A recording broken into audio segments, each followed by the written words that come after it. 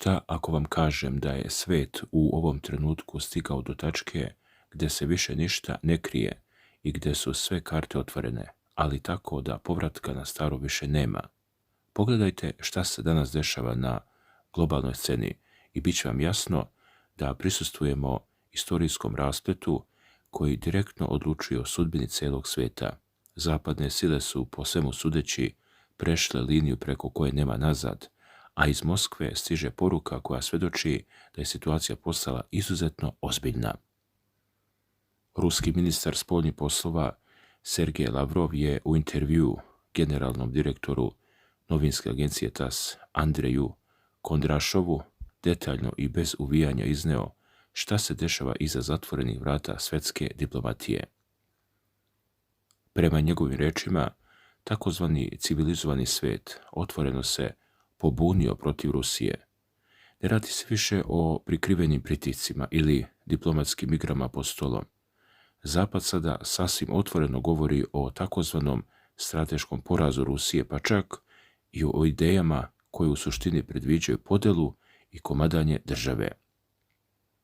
I tu dolazimo do ključne stvari koja objašnjava celokupnu pozadinu ovog sukoba.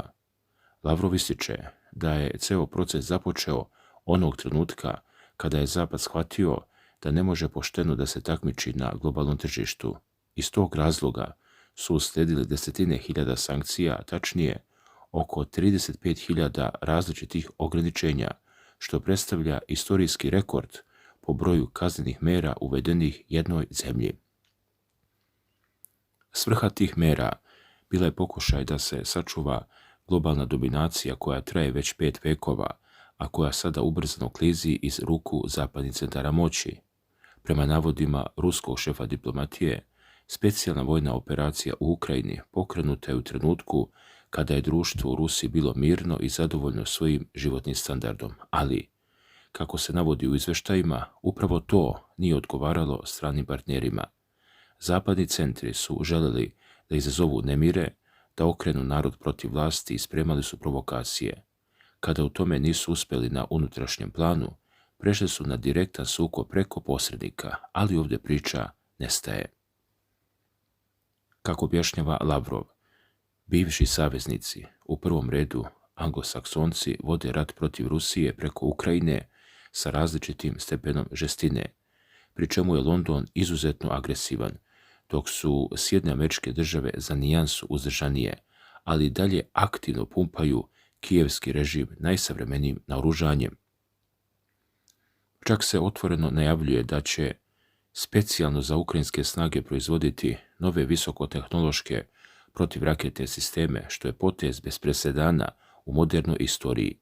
U tom trenutku postavlja se pitanje šta je zapravo krajnji cilj i šta Zapad u ovom trenutku nudi kao rješenje. Prema rečima Sergeja Lavrova, Zapad je Moskvi praktično postavio ultimatum. Njihov plan, kako se navodi u dostupnim informacijama, izgleda ovako. Prvo traže da se proglasi prekid vatre i da se borbe zamrznu na trenutnoj liniji dodira. Nakon toga planiraju da na teren uvedu takozvane višenacionalne mirovne snage koje bi predvodile Francuska i Velika Britanija. Tek kada bi se te trupe rasporedile, zapadni lideri zajedno sa predsjednikom Ukrajine Volodimirom Zelenskim seli bi za sto sa predsjednikom Rusije Vladimirom Putinom i predsjednikom SAD-a kako bi diktirali uslove. Slušajte ovo, šta taj plan zapravo znači u praksi? Ako bi Rusija pristala na zamrzavanje sukoba na liniji dodira, to bi značilo očuvanje režima u Kijevu, dok Zapad istovremeno ne bi priznao teritorije na kojima su održani referendumi. Lavrov je naglasio da Rusija na takav ultimatum nikada neće pristati. Citirajući čuvene stihove pesnika Vladimira Majakovskog, sovjetski imaju sopstveni ponos, šef ruske diplomatije istakao da taj ponos nije nastao u Sovjetskom savezu, već je uvijek bio deo ruskog naroda i njegove istorijske identifikacije. Zato je važno razumjeti sljedeći kontekst koji objašnjava zašto je do ovoga loma uopšte došlo. Lavrov se prisjetio istorijskog preokreta sa kraja prošlog veka. U trenucima kada je 90. godina prošlog veka pretila opasnost da se država potpuno raspadne, kada su se pojavile lokalne valute poput uralskih franaka i ideje o raznim separatističkim republikama, prvi predsjednik Boris Jeljcin smogao je snage da preda vlast Vladimiru Putinu. Prema rečima Lavrova, to je bio trenutak koji je spasao državu od sudbine koju su joj mnogi već namenili. U prvim godinama nakon dolaska na vlast, Putin je bio potpuno otvoren za ravnopravno strateško partnerstvo sa Zapadom. Kako posjeća Lavrov, sve do čuvenog Minhenskog govora 2007. godine, zapadni lideri su smatrali da je Rusija u džepu i da će bespogovorno slediti njihove diktate. Međutim, kada je Rusija jasno stavila do znanja da ima sopstvene nacionalne interese i da neće biti vazal, odnosi su počeli naglo da se hlade. I tu dolazimo do suštine onoga što se danas dešava na terenu. Kako prenose mediji, usled nesposobnosti da ostvari napredak na frontu i stalnog povlačenja u Donbasu, režim u Kijevu je iz bezizlazne situacije prešao na otvoreno terorističko djelovanje. Napadi dronovima već se osjećaju u Moskvi i Sankt Peterburgu, dok stanovnici u pograničnim oblastima na svojoj koži osjećaju sve strahote ratnog stanja. Međutim, kako ističe ruski ministar, narod u Rusiji reaguje upravo onako kako mu nalaže istorija i sjećanje na pretke koji su pobedili nacizam u Drugom svjetskom ratu. A sa druge strane, lideri zapadnih zemalja ne kriju svoje ambicije. Njemački kancelar Friedrich Merz otvoreno izjavljuje da Njemačka ponovo želi da bude glavna sila u Europi.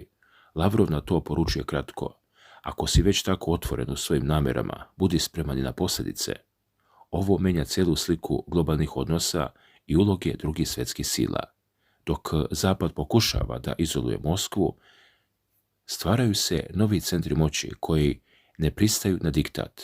Države poput Kine i Indije zajedno sa Rusijom grade nove mrežne strukture kao što su BRICS, ŠOS, Euroazijska ekonomska unija, ODKB, za razliku od NATO saveza gdje Amerika komanduje, a ostali bezrezervno slušaju, ili Evropske unije, gdje je briselska birokratija uzurpirala prava nacionalnih vlada, u BRICS-u se odluke donose ravnopravno i kroz kompromis.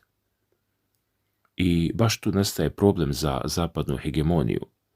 Svjetska većina više ne želi da živi u sistemu gdje pravila diktira samo jedna strana, ali da bi se svijetu ponudio novi pravedni poredak, Rusija najprije mora da odbrani svoje vitalne nacionalne interese, a ti interesi su jasni: samostalna država i civilizacija, bezbedne granice i garancija da niko sa strane neće diktirati kako će se živjeti unutar zemlje.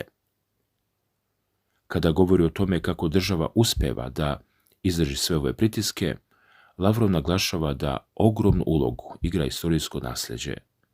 Temelje industrije postavila još Ruska imperija kroz izgradnju železnica i teške industrije, a zatim i Sovjetski savez, koji za samo jednu deceniju pre Drugog svjetskog rata izveo kolosalnu industrializaciju.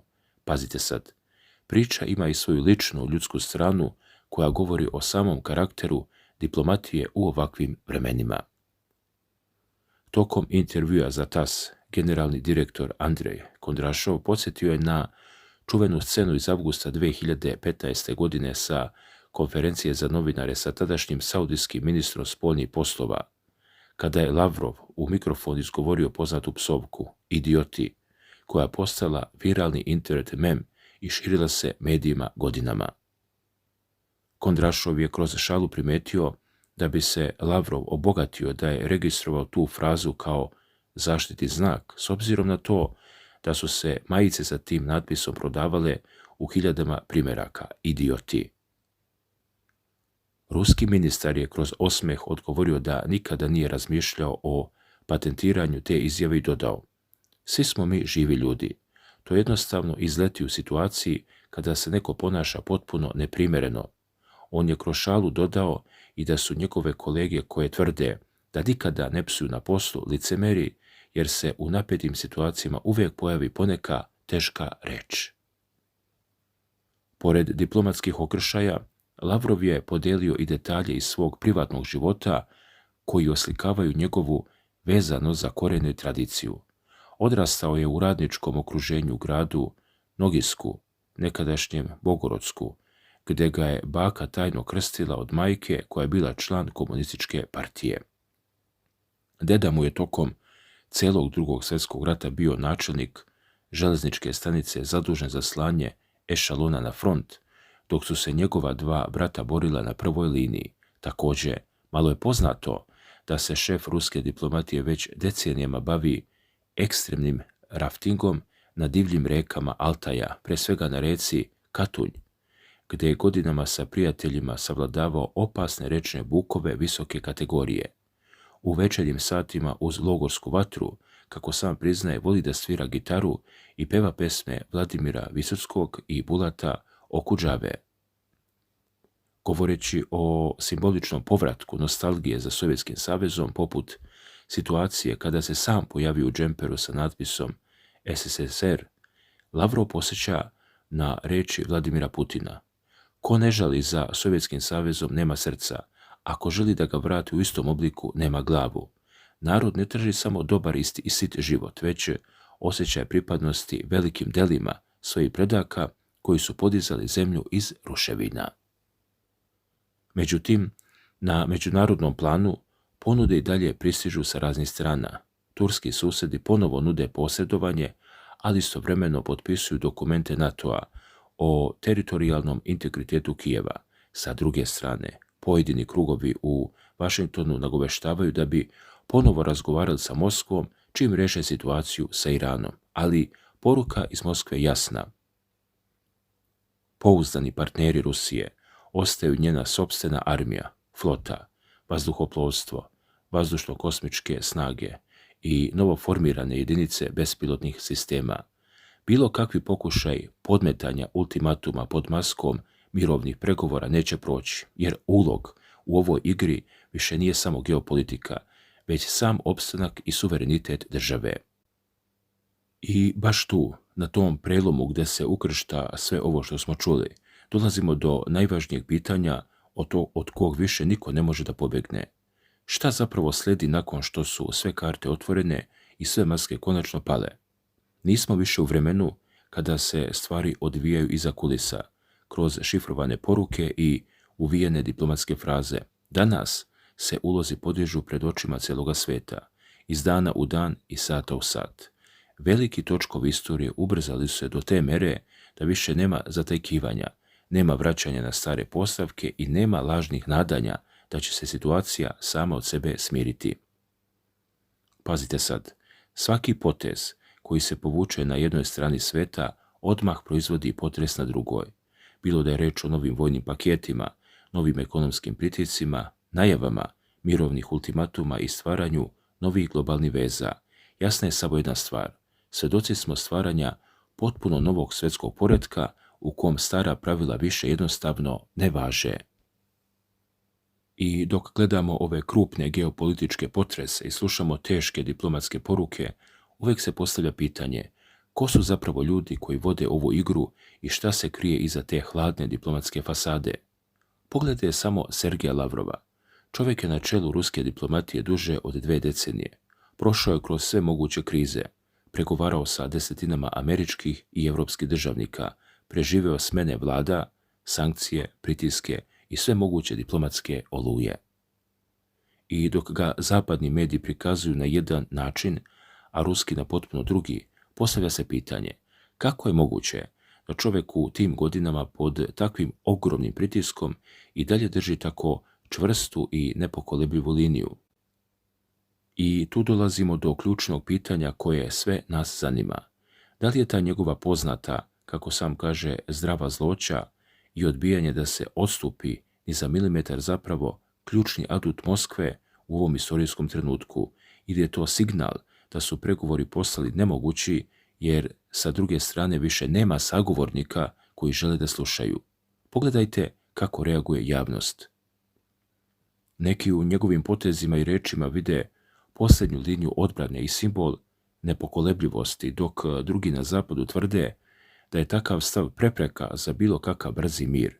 Ali jedna stvar je sigurna i to niko ne može da ospori. Kada Lavrov stavi karte na sto i iznese stav Moskve, ceo svet zastane i sluša svaku reč. Zato vas sada direktno pitam, jer me zaista zanima kako vi gledate na ovo. Kako vi procjenjujete ulogu i uticaj Sergeja Lavrova u ovom globalnom sukobu? Da li smatrate da je njegova tvrda diplomatska linija i iskustvo upravo ono što Rusiji treba u ovom sudbonosnom trenutku, ili mislite da je vreme za neke nove diplomate i drugačiji pristup? Kako na vas deluju njegove poruke? Ulijevaju li vam sigurnost ili vas zabrinjavaju? Napišite mi vaše mišljenje u komentarima. Da li ga vidite kao vrhunskog geostratega ili kao tvrdog pregovarača bez kompromisa? Ostavite vaš stav. Napišite kako vi doživljavate sve ove izjave i podelite ovaj video da vidimo šta i drugi misle o ovoj temi.